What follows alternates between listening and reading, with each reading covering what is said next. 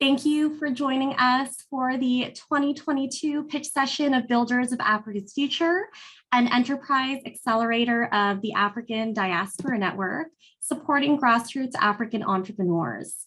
And we are honored to have 11 entrepreneurs present their ventures. My colleague Megan will be sharing the agenda in the chat. This session will be recorded and shared among registrants, and we ask that you please mute your mic during the speeches and pitches. We will have breakout rooms for you to meet the entrepreneurs, and I encourage you to post in the chat as we move through our program today. To begin, I would like to welcome our session host, founder and managing partner of Ignite GB Inc. and ADN board chairman, Josh Guyon, PhD. Great, thank you, Deborah. Welcome, everybody. I hope everybody is having a good day, and it's great to see all the people that are joining us from around the world. Today marks the celebration of a pitch session of our 5th annual Builders of Africa program. I think it's important that we recognize entrepreneurs that are driving a lot of the growth and a lot of the development within the continent. To date, ADN has supported 42 entrepreneurs through this enterprise accelerator dedicated to helping grassroots African entrepreneurs.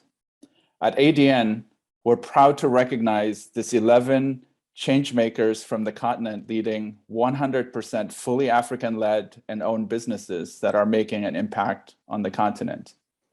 We're happy to welcome all of you to this pitch session where we have the opportunity to meet and get to know the work of these entrepreneurs. More importantly, it's important that we support them, whether you're an African diaspora, or a friend of Africa. We ask that you consider ways of being engaged and supporting the entrepreneurs in the continent. The diaspora community has a lot to offer through time, talent, connections, investment, and resources. We encourage all of you to catalyze and bridge opportunities to these entrepreneurs along their journey. It could be as simple as just having a discussion and sharing your experiences. I would like to begin by introducing our contest setter, Thomas Debas, Chief Partnership Officer and Managing Director of the Office of Global Partnerships at the US Department of State. He provides thought leadership on partnerships related to economic growth, global finance, environment, and sustainability governance, impact investing, and innovation. Welcome, Debas. Thank you, Josh. It's always a pleasure to be sharing the stage with all of you. And I want to first pass my gratitude and congratulations to you as a chair and Almaz and the entire ADN crew. As you know, we've been a partner of ADN since its inception. It's lovely to see it evolve, and most importantly, now highlighting this future Builders of Africa. And thank you for giving me the opportunity to kind of give a context of where the world is, how the world is functioning right now, and what this means for these 11 ventures. My name is Thomas Debas, first, as Josh mentioned, and I'm part of the Africa diaspora itself, but more importantly, I'm a huge fan of entrepreneurs. I'm actually in Silicon Valley. I'm speaking with you from San Francisco, here to meet some of these entrepreneurs in the Valley. But in the context of where the world is undergoing a very significant transformation, especially with emerging technologies, be that be AI, bioengineering, machine learning, and an entire gamut of how technology is shifting, and it's impacting a significant amount of our global society in positive ways, and obviously there are also challenges with it, whether it's AI ethics and other things. And the other element of it is the world is also going a very significant challenge. One is obviously that's forcing us to be in this virtual setting, which is the COVID pandemic. Hopefully we're leaving the pandemic phase of this endemic issue. So climate change is another big issue, and especially climate change induced droughts that are happening even in the US and now especially in Africa. The energy crisis that we're all feeling about it, economic inflation, food insecurity, and conflict and democracy being under siege and all those things. So this essentially all the challenges that you can imagine going wrong, these things are now all converging together to do that. And what that means is essentially is that the department is taking these issues seriously, especially their convergence of it. And I'm actually in the Valley for a climate initiative that we've launched in Glasgow about a year ago, and trying to advance to support climate entrepreneurs around the world, especially in the continent, to ensure that entrepreneurs become the disruptors of the status quo on climate change. And food security or insecurity is a huge challenge. If you check out the news, you know what this means, especially with the conflict, Russia's invasion of Ukraine and its aftermath, not just to the Ukrainian people, but to the global supply chain and food security. And the Secretary Blinken actually hosted a special session at the UN about food insecurity to kind of galvanize the world in solving these challenges. And the galvanizing element of it is about partnership and collaboration. And what that means is that we're going to need all hands on deck to solve these wicked challenges that we face. And what better way to collaborate than startups and ventures like you? These 11 ventures hailing from Ghana, Kenya, Morocco, Tanzania, Uganda, and Zambia. They all have of an ambition of trying to solve the healthcare crisis, the education crisis, the agriculture crisis, the energy crisis in their own way. But I know they have a Pan-African vision in the way they're doing it. And all these challenges that I just mentioned, from climate change to food insecurity and education, and luckily these 11 ventures are essentially doing that. They're not trying to solve, problems that is not relevant to Africa, but they're actually these critical issues for the continent. So partnerships are going to be the only way they are able to be successful, not just partnering with VCs and their customers, but the ecosystems and the enabling environment that they need, which is governments, their respective governments like the US, international organizations. So we all need to be cheerleaders and supporters of their endeavors so we can maximize their success, right? We all know in the venture world, there's a high rate of failure, not necessarily by the ventures themselves, but by the kind of the marketplace that there is out there. So our job would be to give them an unfair advantage, so in a way that they could be successful, because the challenges that they're trying to solve is highly, highly important. And so I am really feel privileged to meet you all. And I want you to know that there's a partner for you at the US Department of State. So if you ever need anything through our embassies or anything that we need, especially for those of you who are trying to solve the climate challenge, we have an initiative called Connecting Climate Entrepreneurs. Please be in touch.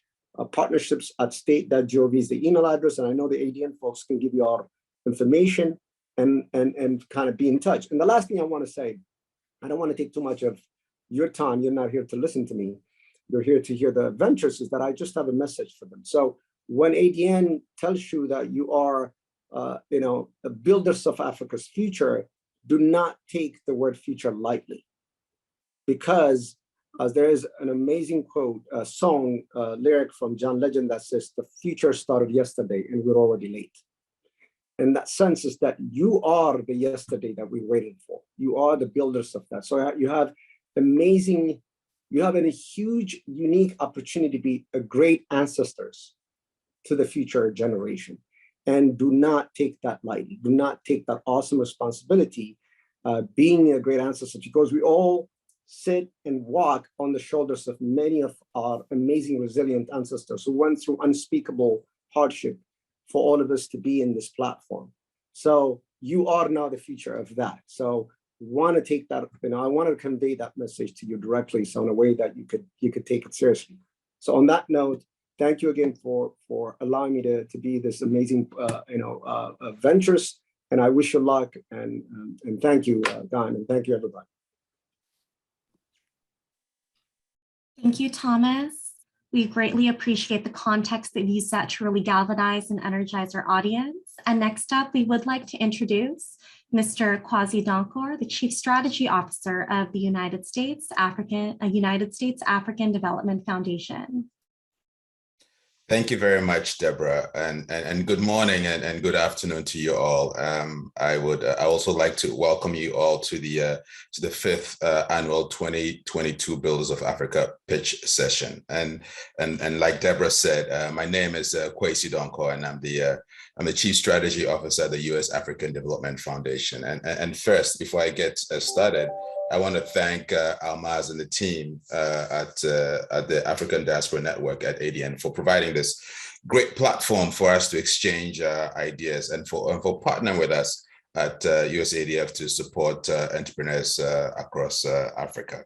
And by way of background, USADF is an independent U.S. government agency. We're established by the U.S. Congress to support and invest in African-owned and led enterprises that improve the lives and livelihoods of people across the continent, across Africa.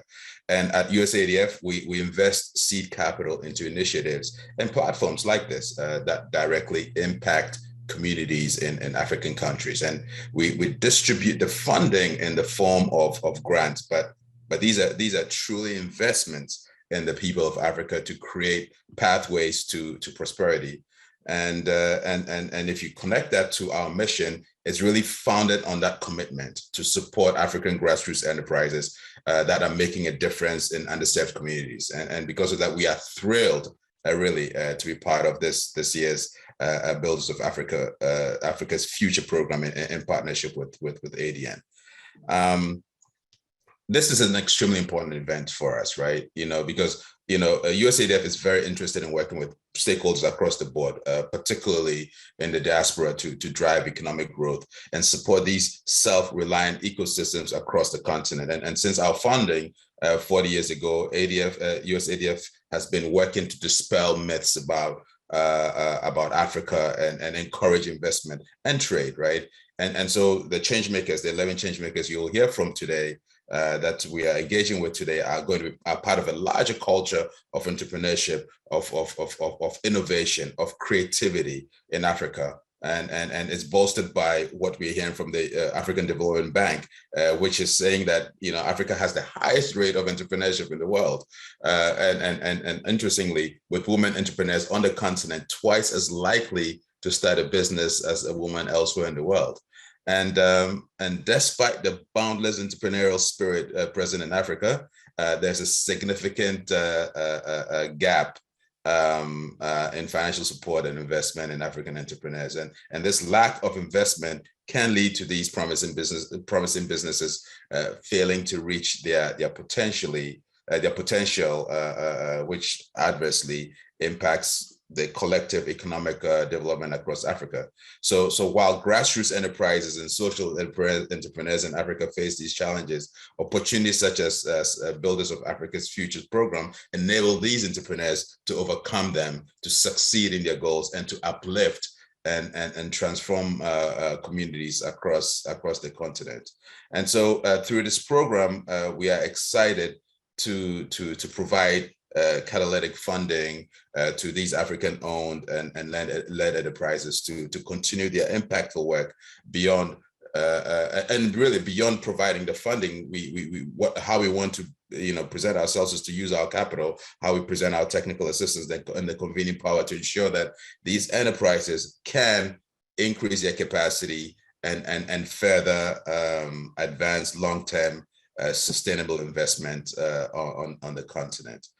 And so as I close my remarks, I want to say again that I am we at USADF and as a representative of USADF, we are honored to welcome you all here again to this year's Builders of Africa's Future Pitch session. And today's celebration really reminds and serves as a reminder of our collective commitment to investing in African entrepreneurs. And we look forward to witnessing and supporting their continued impact across Africa. So thank you very much. Thank you, Kwasi. Thank you so much, USADF. I just wanted to ask you to stay for a little while because I think it's very important for the audience to understand what USADF has done. And the context matters, and this is the real thing. We've been advocating for funding for Builders of Africa's Future for very many years. It was only about a year ago when we had the great opportunity to work about 2 years ago with CD Glean, and he really realized, oh, well, this pipeline needs to be funded. Last year, you gave us funding. You gave funding to each of the 7 entrepreneurs within the program. This year, that was $5,000 each. This year, there is a commitment that each one of you, but you have to do a very good job though. There is a trick to this one, that they will get $20,000 to $25,000. I just want to give it to you because you are affirming, USADF is affirming what's possible when you support grassroots entrepreneurs in Africa. So Kwazi, Travis, and Elizabeth Felek, all of you do such an amazing work at the USADF. And I'm so thankful to each one of you. And we will continue to work because this work is not going to end. It's the beginning. And I think Thomas summed it up very well about the future, the Builders of Africa's Future. They really were supposed to be here yesterday, but we have them today and they will always be the future of Africa. And so thank you so much, Kwazi. Now it's my greatest privilege to bring Sister Jane, this amazing giant woman who has dedicated her life to her faith, and not only to her faith, but also believed in the sisters. For those of you who have seen Catholic sisters and other denomination sisters that do such an incredible job, whether in Africa, Southeast Asian countries, or Latin America, you cannot just bypass without being touched by what they do, especially by those marginalized and really forgotten by society. And her thought was, when she said this to me about 3 years ago, I guess it was 2019. And I met her actually through my wonderful friend Thane. And she said, I want the sisters to be just like any other Builders of Africa's Future because they do run enterprises and we need to treat them as such.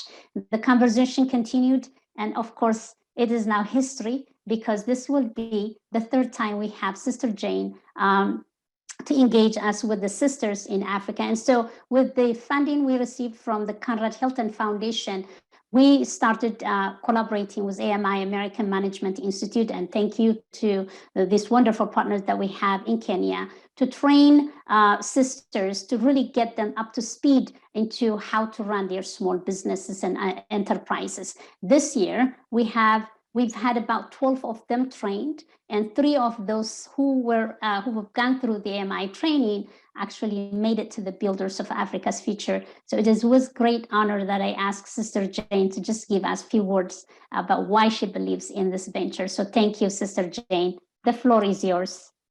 Thank you so very much, Almas, and also ADN for the wonderful work you do and for staying in that vision.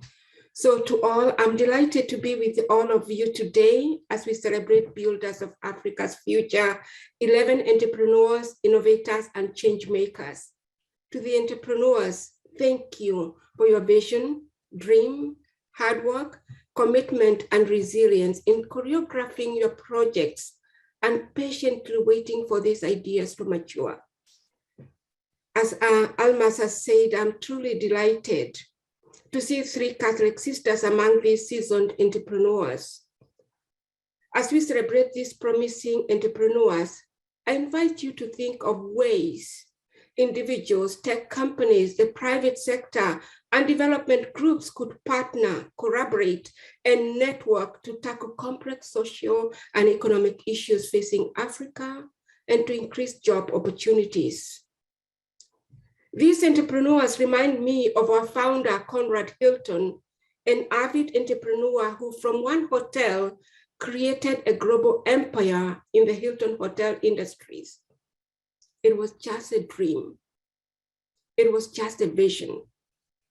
He was a faith-filled individual and a supporter of Catholic sisters, and he instructed the foundation to relieve the suffering, the distressed, and the destitute, to shelter little children with the umbrella of his charity, to support the Catholic sisters who devote their love and life's work for the good of humanity, and to let there be no territorial, religious, or other current restrictions on his benefactions. The work these entrepreneurs do is changing our communities. We need to support them. The Hilton Foundation continues this legacy through a partnership with organizations like African Diaspora Network to build the capacity of sisters and their fellow change makers through the Builders of Africa's Future. As Alma said, Catholic sisters provide critical social, educational, and healthcare services in underserved communities.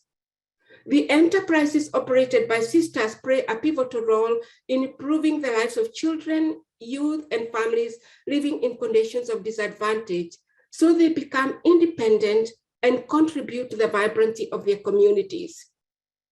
The foundation provides entrepreneurial support through capacity building, training, coaching, and mentorship, so their initiatives can help to break poverty barriers in these communities. That's what ADN and AMI have been doing, and that's why we are supporting. I can't emphasize enough the importance of capacity building and accompaniment of emerging entrepreneurs and providing seed funding to scale these projects. Their enterprises lead to social and economic returns, including job creation, fueling social and economic growth, improved programs and service delivery, and bring long-term development benefits to communities in Africa. Mr. Conrad Hilton once said, to accomplish big things, you must first dream big dreams, and I urge you, our entrepreneurs, to keep to your dream alive and not lose sight of that vision. As earlier speakers have said, launching a successful business venture can prove challenging even under the best conditions. And doing so in Africa can be even more challenging because the informal sector dominates and financing can be complex. The entrepreneurs we recognize and honor today have demonstrated tenacity, hard work, and commitment to follow their dream and vision to become a reality. I am truly pleased by your resilience, hard work, and staying on the course to bring those formidable ideas to fruition and ensure social repercussions for local communities. Thank you, ADN, for accompanying these entrepreneurs. Thank you for the training that you are providing. And thank you for all those who are supporting, because without that kind of support, these enterprises cannot thrive in the economies we have and even providing the funding. So for me, congratulations to the Builders of Africa Future. You are rising stars of African entrepreneurs and active in building the continent's future through nonprofit and for-profit businesses focused on addressing salient societal and community needs and providing impact solutions. We don't only need to do this for Africa. We need to do it in marginal areas here in the US. We need to do it in Asia. We need to do it in Africa and other continents, because entrepreneurship is the pathway to development. Thank you, Almas and the team, and thank you all, and God bless. Thank you, Sister Jane. Deborah, it's all yours now. Thank you. Congratulations to the BAFs. Fantastic. Thank you to all of our opening speakers. And in a moment, we will begin the presentations of the Builders of Africa's Future. Their program began in April 2022, and these 11 entrepreneurs have engaged in a rigorous enterprise training provided by the African Management Institute of Kenya. My colleague from AMI, Tevin, will join me in introducing the entrepreneurs for their pitches that provide just a glimpse into their impact. These 3 minutes will be, these presentations will be about 3 minutes each, followed by breakout rooms. And entrepreneurs, we kindly ask that you keep to time and provide greater detail for those in-depth conversations later on. First up, we have Mr. Justin Abuga, CEO and founder of Ecobura from Kenya. 1.6 million students in Kenya rely on the schools to get food each and every day. These schools, they're using Firebird for these students. And currently, we have more than 600,000 schools. And so cooking in these schools is very expensive because they spend up to $30,000 per year. So because of this expense of using firewood, this has led to massive deforestation. And at the same time, massive CO2 emission per school. And that's why somebody needed to do something. And at Kobora, we have invented a solar cooking boiler, which provides energy to the schools without using firewood. So this is a solar powered boiler. It works in very simple steps. Step number one is we collect the sun's energy using the solar concentrators. And this energy, we store it in the energy storage tank.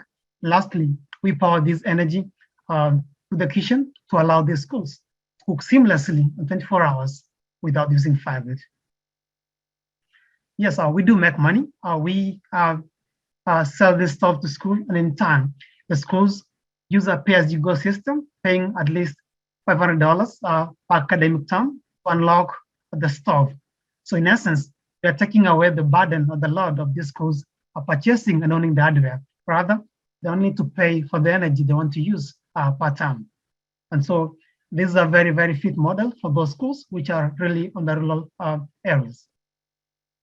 But to date, we have had tremendous progress in growth, and we are serving more than 35,000 students who have been able to access free foods in their schools, and been able to sign more than 2,000 contracts, which we are actively servicing at the moment.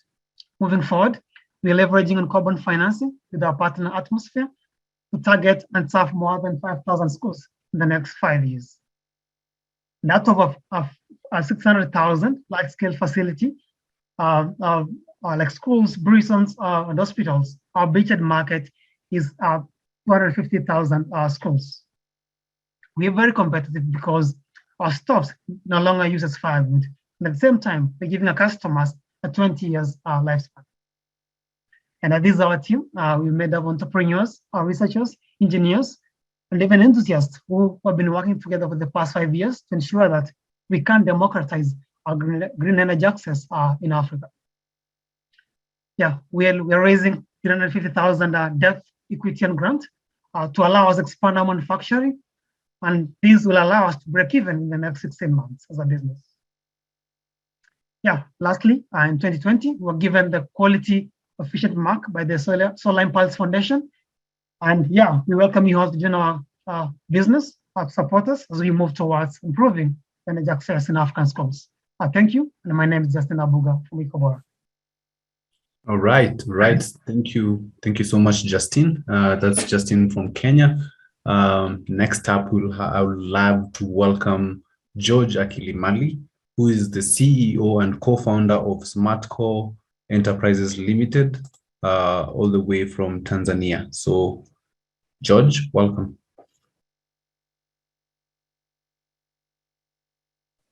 Thank you very much, Tevin, and thank you everyone for this opportunity. My name is George Akilimali, and I'm the co-founder of SmartCore Enterprise Limited, a company trying to provide access to quality education with better education in finance.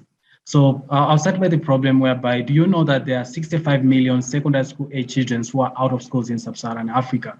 And unfortunately, in Sub-Saharan Africa, even the few who got a chance to go to school, the quality of education is so low, the dropout rate is extremely high, and the education itself does not prepare the youth for the job market. That is one side of the problem. But the other side of it is that parents in school want to provide quality education to their kids and students, but they're facing financial problems due to limited access to different education financial products. The e-learning market in Africa is projected to reach $4.7 billion in value by 2027. And at the same time, more than 15% of the remittance globally to Africa in 2020 were on education. So this is the reason we actually created Kisomo. So Kisomo is an online and offline learning platform, which is available across multiple ranges of devices, which provides secondary school education, 21st century skills education, and vocational education to youth in Sub-Saharan Africa. Our platform leverages modern technologies, a little bit about AI, machine learning, and the virtual reality to actually provide the best learning experience to the students. On the other side, SmartCore, in partnership with digital banks and fintechs across the world, we are looking forward to provide flexible education and financing to students and parents across Africa. Our revenue model is simple. We do individual subscription or B2C and via institution subscription or B2B. But now we're also looking about commission from education financing model. We understand we are not alone in the market. There are other players, both local and international, but we position ourselves as a local relevant solution provider, and we also position ourselves as a data-driven solution provider.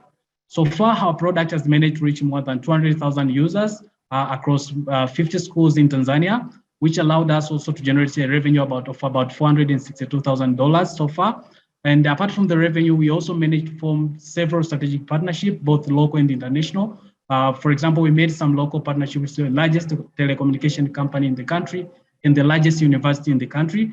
But also globally, we've been working with different stakeholders, including Seagull, USAID, to mention a few. We have a team of people with different experience and background and profession, from education, technology, marketing, financing, but also we also have a large board of advisors who are working with reputable organizations like Intel Education. So currently we are raising a $3,000 of funding in equity and grants, whereby 45% of that funding will go to help us to expand our market reach. 30% will help us to increase our local, universal local relevant content, and 25% of that will go for technology improvement, team growth, and so much more. Just in a nutshell, we try to provide access to quality education through Better Finance. We have a strong team. We are cash positive, generating revenue. We are looking at $4.7 billion market opportunity. And currently we are raising $300,000 in equity and grants. Thank you very much. Thank you so much, George. That was fantastic. And next up, I would like to welcome our entrepreneur, Victor Boafo, co-founder of Ento Farms Ghana.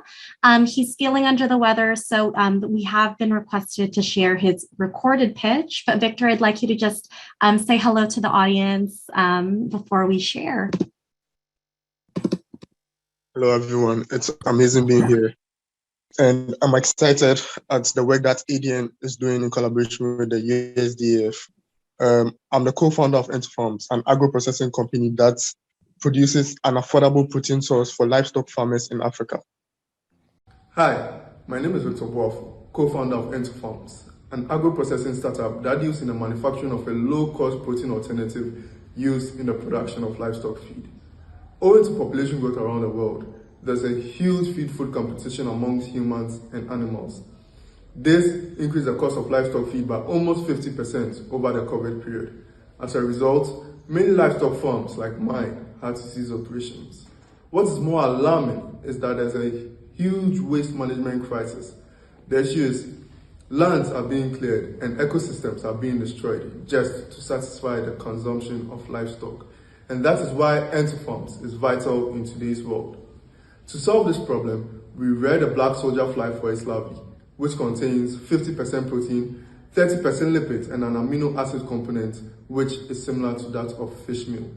We implement the principles of circular economy by using a technological process that converts organic waste into a valuable protein. Our product offers value by saving our customers up to 30% in production costs and enabling their products to reach the market 4 weeks faster than that of traditional products. We are currently operating in a $48 million industry set to grow at an annual rate of 29.5%, and our products serve a wide range of farmers, including fish, poultry, and pig farmers. However, using the beachhead strategy and data gathered from market research conducted, we established that urban catfish farmers are the best segments to target for efficient market penetration and adoption.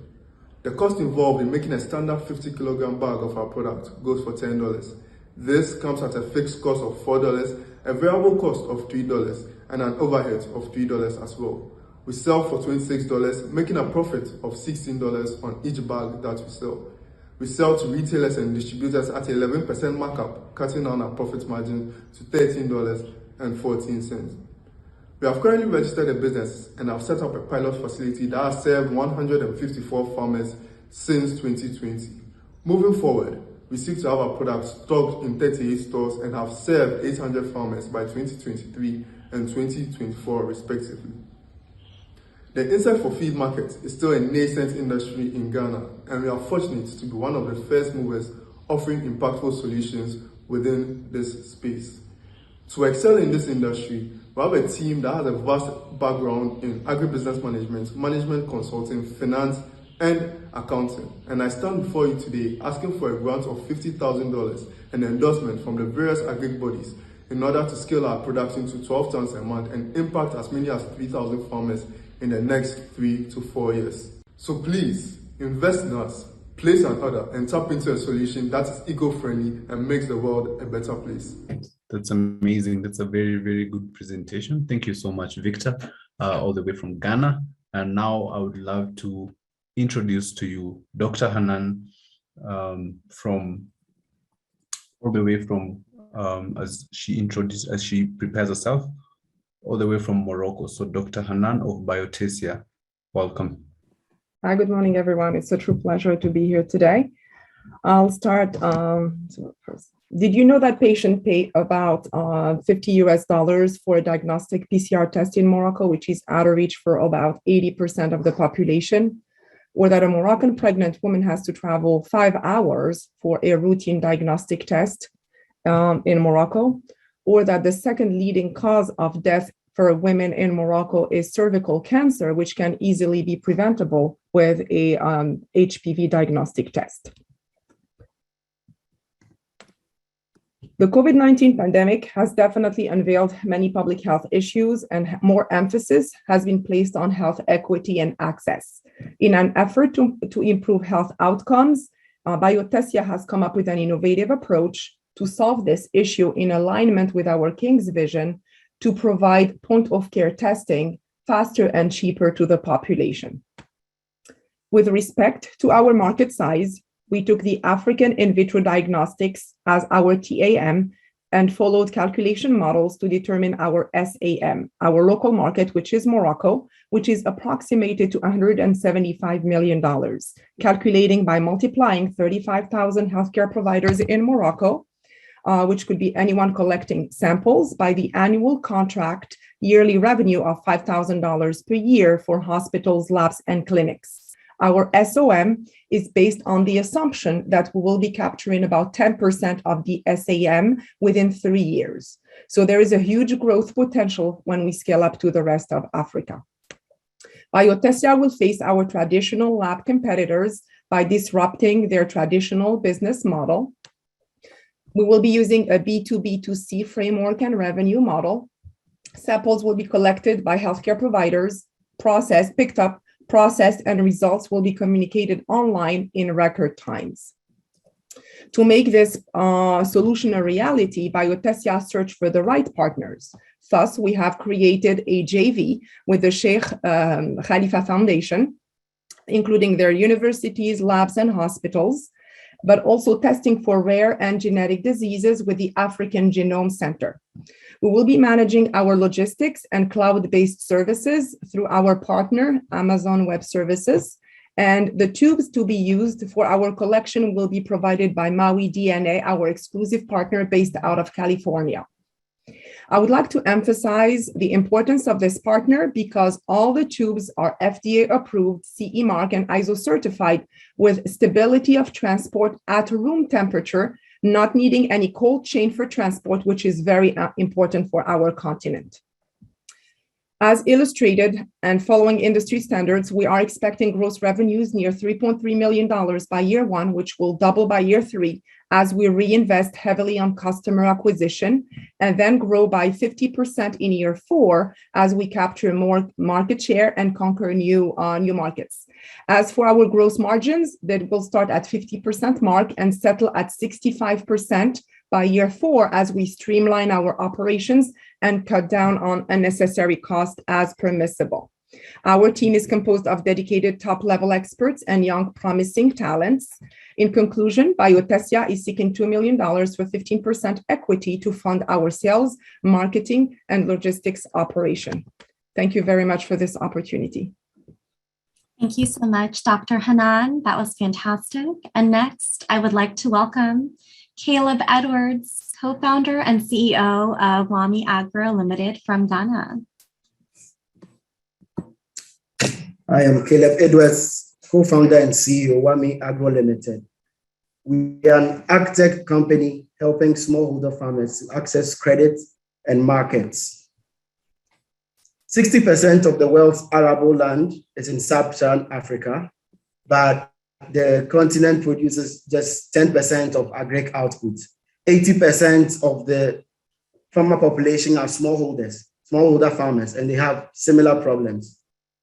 Inadequate access to capital, difficult access to market, and inadequate agric extension services. The size of agri-tech globally is $70.4 billion.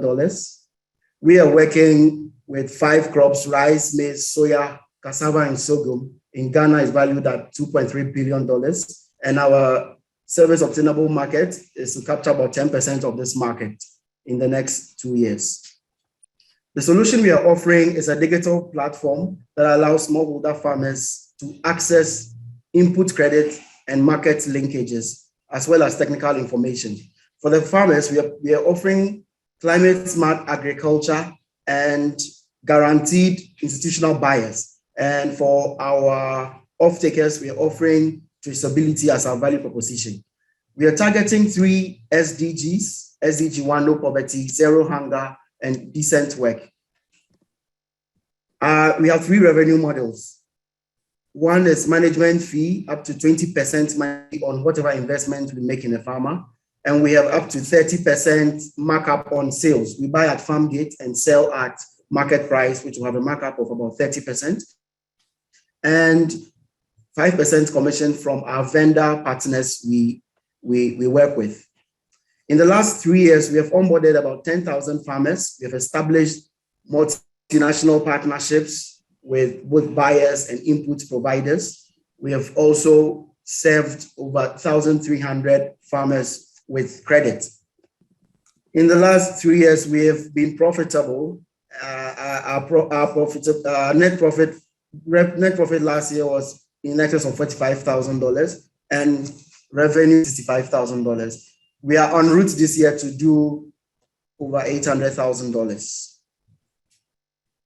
In our competitive market, with regards to our competition, we stand out in terms of providing the input credit, and also we do not do crowdfunding, so it takes the burden of the farmer. We have a team. Our team has a collective sum of 50 years experience across various fields. We are seeking to raise $5 million in equity and debt to be able to serve 50,000 farmers, and also onboard another 100,000. Thank you. Thank you so much, Caleb. That's Caleb, all the way from Ghana. And now I have the pleasure of introducing to you Sister Jane. Sister Jane will be introducing Nkuruba Health Center, where she's the officer in charge of the clinic officer. Welcome so much, Sister Jane. Hello, everyone. I'm Sister Jane Francis Kabagajo, co-founder, clinic officer in charge in Nkuruba Health Center in Uganda. I belong to the congregation of the Daughters of St. Teresa of the Child Jesus, locally known as Vanyateresa Sisters. We are dealing with the maternal health. Maternal health is one of the major global health challenges. In 2017, about 810 women died every day from preventable. Have made remarkable progress. 94% still occur in low and middle income countries, with sub-Saharan Africa accounting for nearly 2/3 of the maternal deaths. Pregnancy complications are often unpredictable, and delays in obtaining appropriate care greatly contribute to the poor pregnancy outcomes. In Uganda, projects which offered financial assistance for transportation of pregnant mothers to access antenatal, delivery, postnatal, and cesarean section care services have been implemented. These projects ended, and neither the government no community could raise funds for sustainability. At Nkuruba Health Center, many mothers come for antenatal services, but 60% opt to deliver from distant and congested hospitals. This is because they are not certain of labor outcomes. Nkuruba Health Center aims at being a model and a pilot contributing facility in the reduction of maternal and child morbidity and mortality in Rwenzori region in Uganda. Our strategy is to have a modern ultrasound scan to reassure these mothers for safe delivery and to confirm cesarean section for complicated deliveries. These services will be near to the community and the 3 delays will be addressed, hence reduced maternal and newborn deaths. The more mothers, the more result-based funds from partners, hence self-sustainability. The total cost for the construction of sonography and theater departments and to equip them is worthy $552,000 USA dollars. Thank you very much. Thank you, Sister Jane Francis, for your wonderful presentation. Next, we are delighted to have Jamila Mayanja, CEO of Smart Girls Uganda. Thank you. My name is Jamila Mayanja, the founder and team lead at Smart Girls Uganda, a social enterprise I started to empower girls and women. Girls like Mildred that I met at the age of 12, already a teenage mother and living on the streets with no work. 20% of the world's extreme poor are women and girls. And in Uganda, 85% of girls leave school early, resulting in 10 billion lost in potential earnings. Most of these girls get out of school because they don't have what to use during their messes. And when they get out of the streets, they don't have the skills to keep them sustainably running. Our solution, one of them is the Solar Smart Bag that we innovated. As you can see behind me, it's a comprehensive menstrual hygiene kit or backpacker with educational programming designed with and for girls in Uganda. A bag is sold or distributed with a pack of visible pads, a menstrual health booklet, pads with sewing kit, and a light bulb. Each bag is sold at $37, and with each bag we sell, we make another that we give out for free. We make sure we have 3 types of bags: a recycled smart bag, a recycled solar smart bag, and a menstrual toilet bag. With the recycled solar smart bag, we add a solar panel because access to electricity in 2013 at a national level in Uganda is very low, with 15%, but only 7% in rural areas. So the bag helps the girls stay in school during their messes and also gives them light at night to be able to read their books. We also started a Girls with Tools business skilling that helps us to train young women in male-dominated skill sets like mechanical welding, automatic mechanics, electro installation, carpentry, construction, and house painting. We make sure these girls are fully skilled and also help them start their workshop. We charge a girl at $100 per term, but with every girl that pays, we enroll another at a free cost. We've impacted so far through our Girls with Tools over 300 young women and launched over 10 workshops and linked over 120 girls to work. We've also distributed and sold over 10,000 smart solar bags in rural areas. Our Girls with Tools structure and market. Every day we get 3 to 6 girls walk-ins, 10 phone call requests about the skilling every day, and 5 out of these are willing to pay. Our smart bags, mostly the solar smart bags, have local demand from our local companies here, and we're in need of over 100,000 bags. And we have over 10,000 demand in South Africa per quarter.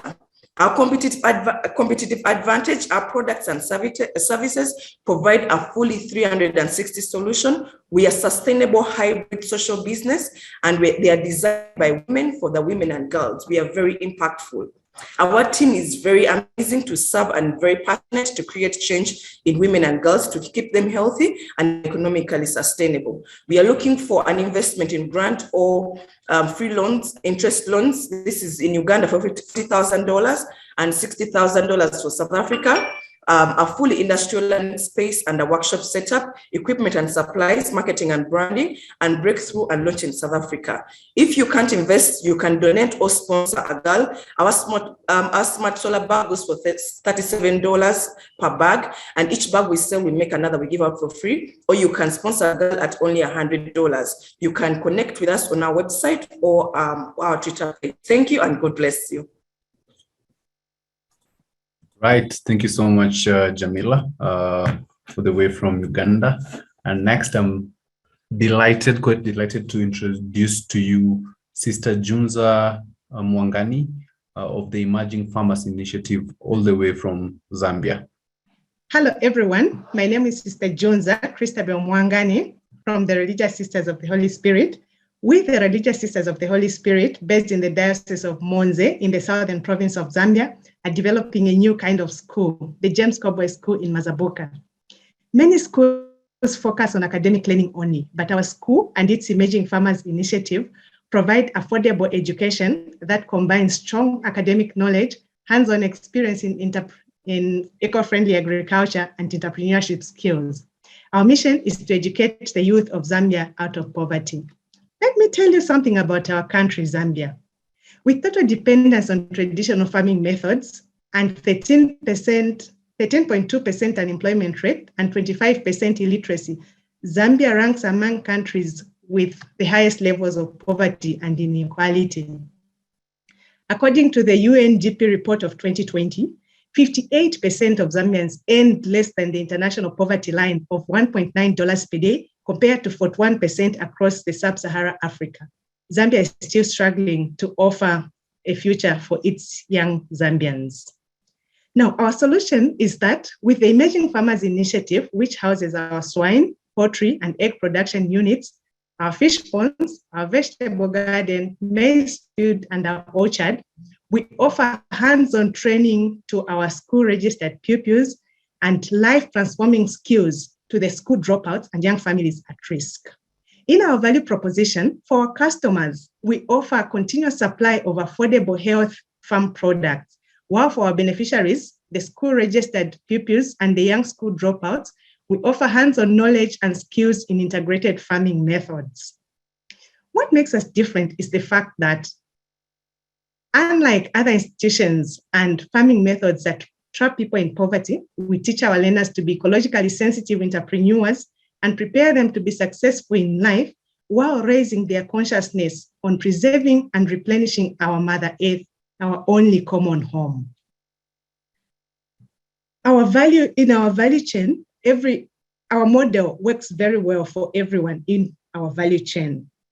We get 34% gross margin from our swine production, while 92% comes from our egg production. Our distributors enjoy 25% gross margin.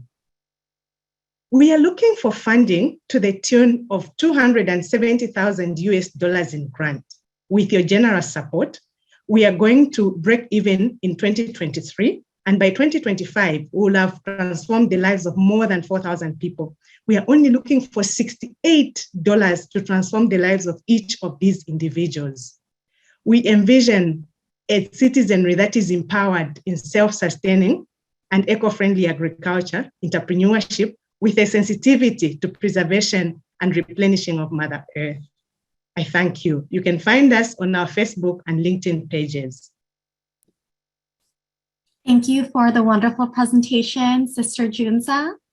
Next, I would like to welcome Hyacinta Ntieko, CEO of Kasole Secrets in Tanzania.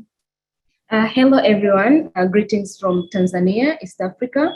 My name is Hyacinta Ntieko. I'm the founder and CEO of Kasole Secrets, a social enterprise which brings innovative solutions to the menstrual health and hygiene challenges.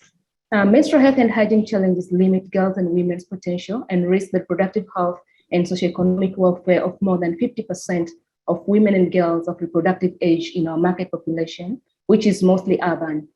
The percentage in more rural areas of Tanzania is significantly higher. We provide innovative solutions to the menstrual health and hygiene challenges by developing and selling innovative bamboo charcoal embossed disposable pads, consulting on menstrual health and hygiene, and provide menstrual health and hygiene campaigns and education, which includes boys and men, alongside girls and women. We do also support menstrual health and hygiene innovation in the community. Our vision is to create a future where the dignity of African women and girls is ensured. Due to the customer survey that we conducted last month, 95% of our customers were satisfied with the quality of our products, whereby all of our customers reported that our products help them to manage their menstruation better than before. Our current business model is severely disrupted by the supply chain, and the challenges that we are facing in Tanzania for now is very expensive sourcing and distribution strategy, but also the purchasing power for end users has really gone down. The key lesson learned in Tanzania, the market is relationship-based, but also it's a cash on delivery.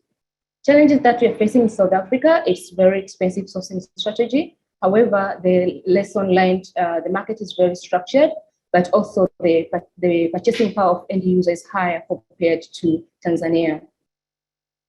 We are now planning to research on the viability of our new business model, whereby we are considering to start the production unit in Tanzania and work solely with entrepreneurial groups. For us to be able to test the viability of this business model, we are looking for $250,000 to invest into research and development, conducting feasibility study, hiring social enterprise development experts, hiring manufacturing and production experts, but also we are open to work with disposable parts factories interested in femtech and also expanding to Africa. This is our draft timeline, whereby we're expecting to start research and development between July and November this year, and starting feasibility study between December and June next year, and test our new business model between June and September next year. Thank you so much. Meet our team, and these are the information if you want to catch up for further discussion. Thank you so much. Thank you so much, Hyacinta, all the way from Tanzania. Up next, I would want to welcome Dr. Prosper, who's the co-founder of MScan in Uganda. Welcome, Dr. Prosper. Thank you, Tevin, for that introduction. In a minute, I'm getting my pitch deck ready.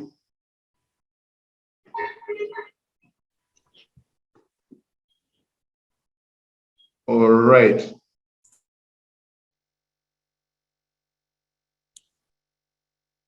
All right, 16 mothers die every day in Uganda due to complications of pregnancy. And globally, we lose about 830 mothers who die every day. And most of these occurring in developing countries like, actually areas like Africa and South Asia. And because of, what's the reason behind this? I think it's science has said it's lack of access to early diagnostics that can detect risk factors of maternal mortality, like ultrasound. So what MScan did, we developed a portable ultrasound device that's able to scan pregnant mothers in resource-limited settings. This device can work by a phone. It can work on a tablet to offer ultrasound. For our competitors in the region, we have Butterfly AI, who provide a similar solution to what we do. And they only beat us on a few parameters, but we are fit for the low resource setting. We are very portable, we are affordable, we're also efficient when it comes to power. In Uganda, we have quite a market of about, a total addressable market of about 5,000 private clinics and about 2,500 health center threes, which are able to use our device. But we've managed so far in our time of operation to capture about 10 private clinics and 6 health center threes. We've had good tidings. We have expanded across the region and we've sold to 5 hospitals in Kenya. This is our traction as far. We've come from version 1, which usually showed a graph, to a version 4, which actually shows an image with color. And in our years of operation, we've scanned about 1,624 mothers and detected 600 complications, and these mothers have been referred for care. Our business model, we sell our device, an MScan device, at $2,000 and rent it out at $100 per day for organizations like Rotary who want mobile ultrasound services. Due to COVID, there was a new niche that opened up for home-based ultrasound care, and we've been able to move into that space. And in COVID, we carried over 2,000 scans were performed. We also were trying to do a mobile ultrasound van that is able to reach out to mothers wherever they are. These are impact areas across Uganda. All these have an M-scan, and it's working for them, and it's serving mothers who would have never afforded an ultrasound in their life. We're looking for $500,000 in equity for 10% stake in our company. We're also looking for $100,000 in grant to help us scale our impact and also scale commercialize our business and make it self-sustaining. These have been our partners as far. This is the team with a minimum 3 years of experience under their belt, and a team of advisory members who are senior radiologists and senior obstetrician and gynecologists. And yes, so M-scan, save a mother, save a life. Thank you. Thank you, Dr. Prosper. And our final presenter is Sister Rose Thumito, co-founder of Mother Kevin Providence Social Enterprise in Uganda. And welcome to empowering vulnerable youth and women into sustainable income generating activities. I am Sister Rose Thumito of Little Sisters of St. Francis, the co-founder and business manager of Mother Kevin Providence Social Enterprise at Jinja, Uganda. Employment situation of youth and women in Uganda. According to Wikipedia, as of 2021, Uganda had 48 million citizens and 7.3 million are youth, of which 77% are unemployed, accounting for 5.3 million unemployed. Most haunting is that 27% are young women compared to 9% of young men. Several factors contributing to this: lack of equitable skills demanded in the job markets by the employers, leaving the graduate students unemployed. The increased prostitution and the impact of COVID-19 on the teenage girls, resulting to early pregnancies and marriages. Again, we have ghetto boys who involve in drug addicts and theft, creating insecurity and trauma in the society. Worse still, the unskilled mothers are excluded from the opportunities of empowerment, which brings gender inequalities. As part of solution to tackle the above-mentioned problems, our social enterprise mobilizes the communities, and thereafter, we sensitize youth and women to social entrepreneurship and to take the role of women as potential tool in the communities. Our model we use is the mobilization, sensitization. We give leadership skills and entrepreneurship. We give seed loans, and then they start their social enterprise. Like here, they are busy in mushroom growing. We impacted over 50 young mothers and provided trauma healing and services. 30 women have been trained in leadership and business skills. 7 business production lines have emerged and been incubated in the social enterprise. We have poultry, livestock, mushroom growing, horticultures, fruit dryings, among many others. And currently we have over 6 social enterprises already in place with many people employed. We are seeking for 150 USA thousand as grants, which will be given to support the 350 people. Once this money is given to us, we will mobilize and train them into leadership, into entrepreneurship skills, and then give them the loan seeds for startup. We also shall enforce environmental sustainability through organic and tree planting. We support young people in various skills with the women. We give them site planning and workshop. This is done by able management team of sisters. Thank you very much. These are my contacts. Feedbacks are welcome. Thank you all for your active participation. We hope that the breakout rooms provided an opportunity for deep dive networking with the entrepreneurs. On that note, I would like to welcome our speakers for our closing session on investing in Africa's future. We have Andy Bryant, Executive Director, and Beatrice Onyango, African Visionary Fellowship Manager of the Siegel Family Foundation. Welcome, Andy and Beatrice.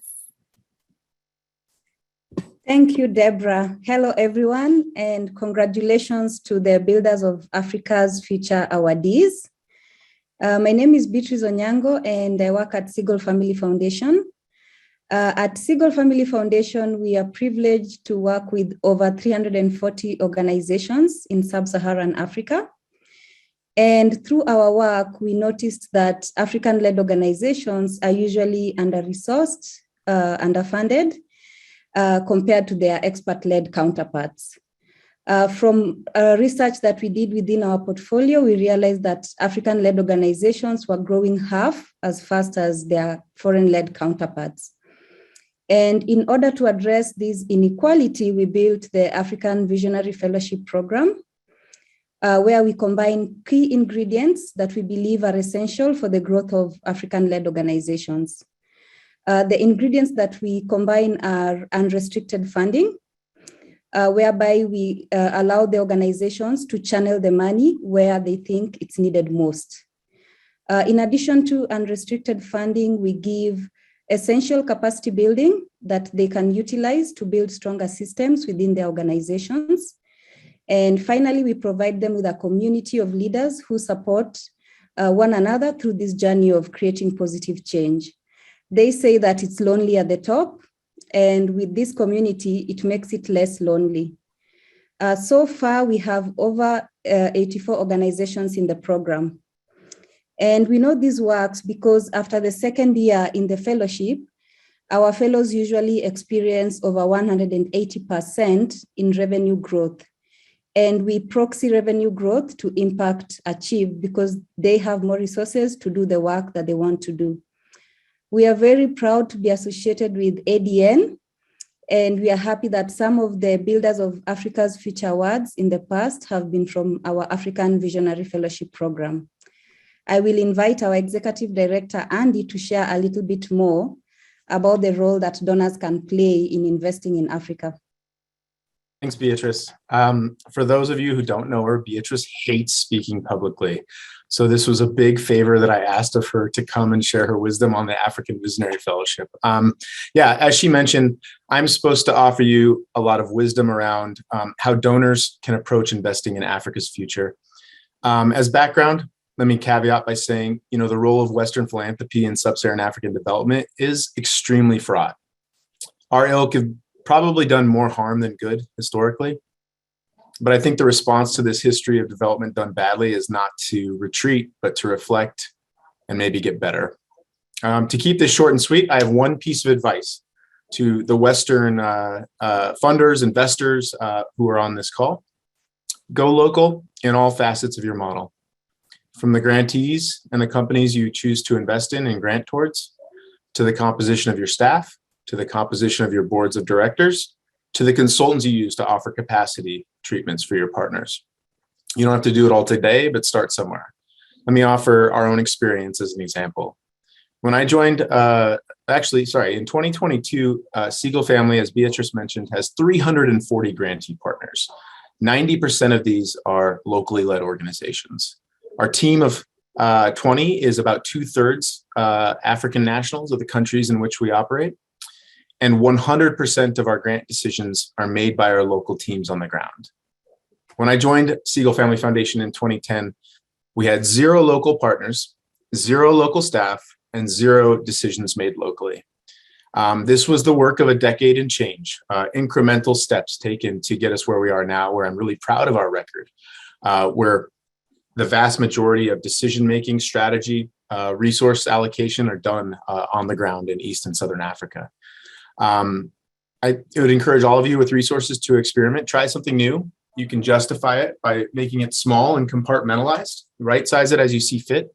And if you're unable to start experimenting in some way with localization, at the very least, stand on the shoulders of giants, right?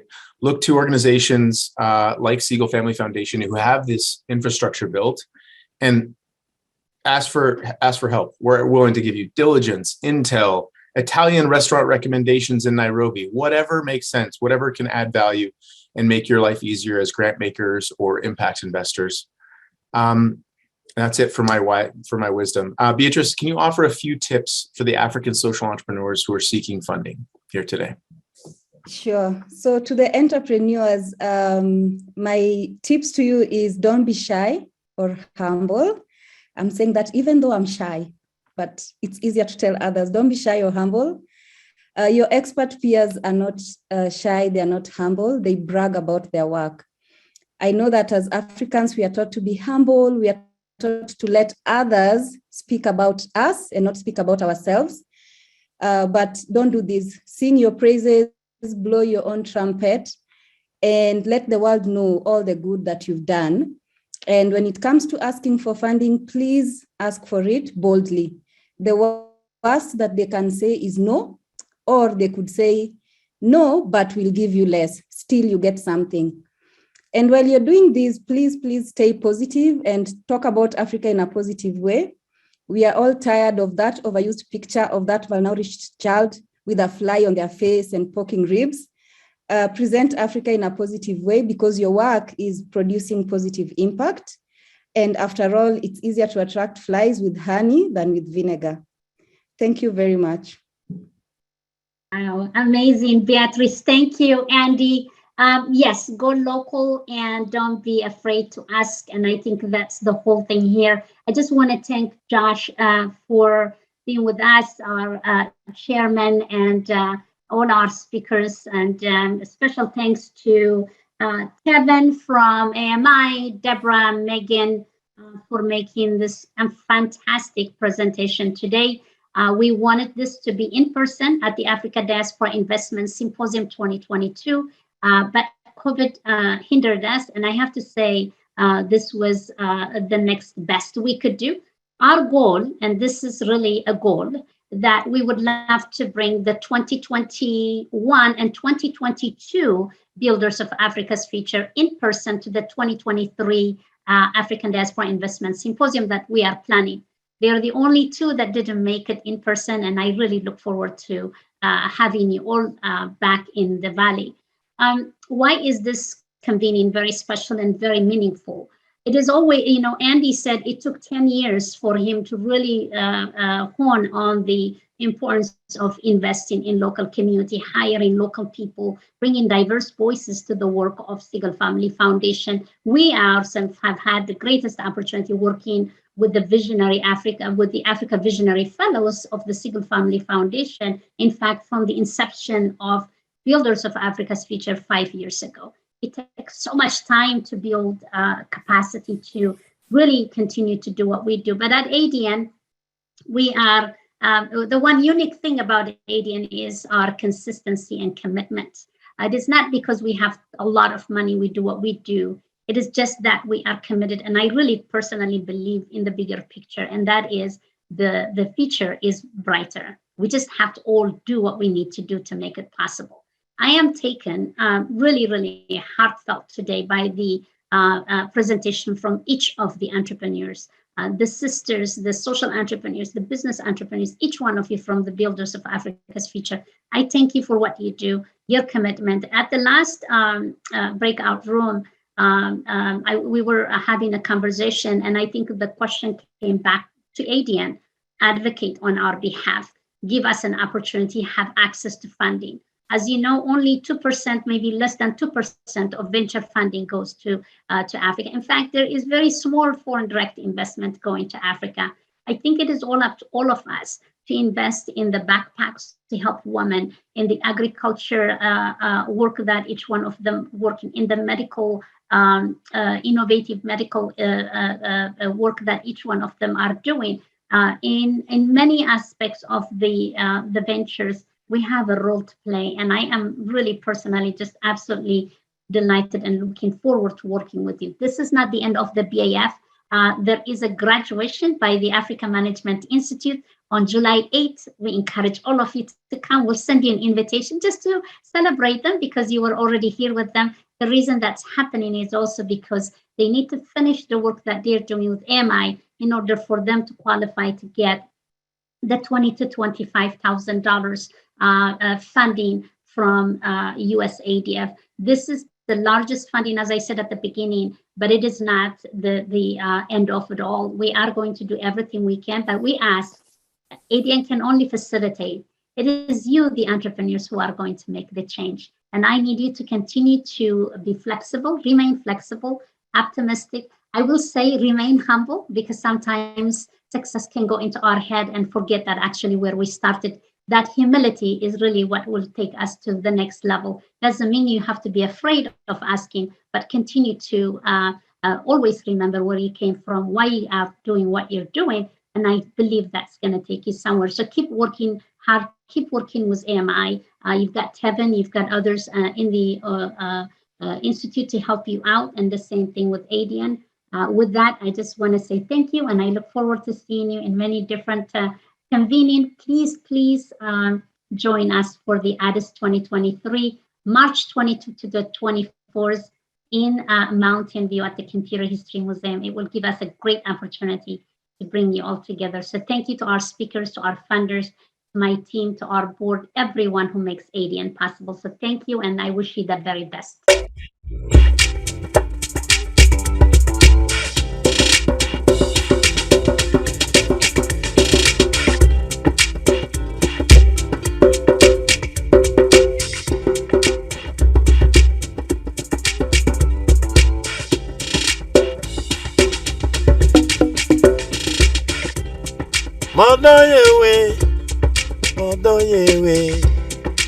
Modoye bro,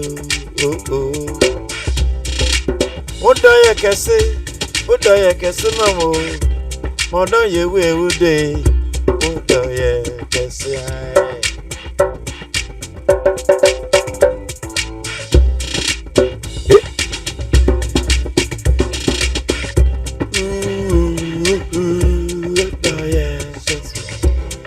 Modoye sonko.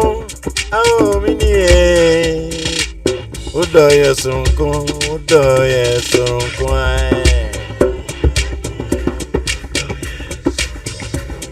Udoye sunko, Udoye sunko, mamo. Udoye sunko.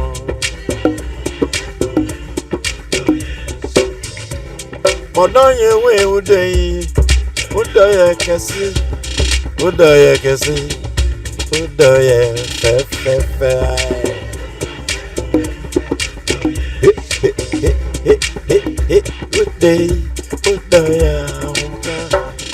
Udoye umka,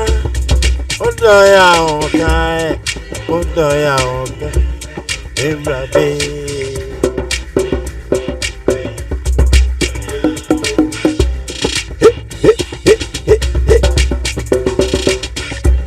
Onoye we Udoye ukama mo. Onoye we Udoye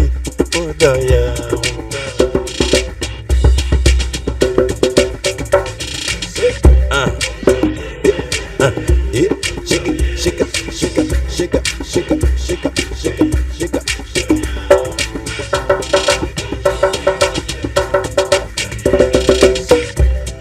Onoye we Udoye. Odoye we Udoye umka. Shika. Na.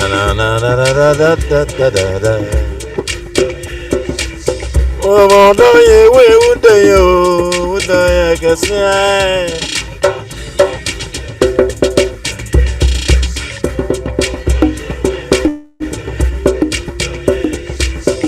Odoye we Udoye.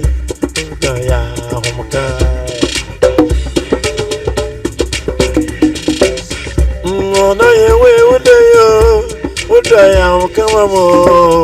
Anaye we uday udaya.